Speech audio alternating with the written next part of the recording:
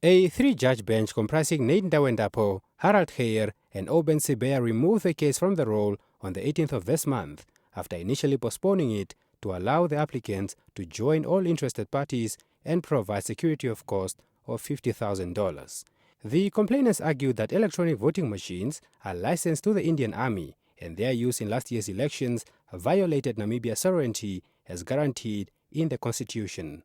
The parties now have 3 days, according to their legal representative Amanda Tsiu, to submit their papers before the Supreme Court, which in turn will set a date to hear the application. She made the remarks at a press briefing attended by representatives from SWANU and RDP today.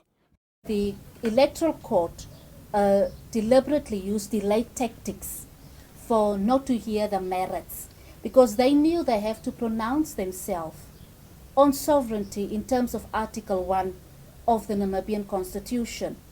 As we have placed in our papers before the Electoral Court, that is the same papers before the Supreme Court, that the courts must pronounce themselves.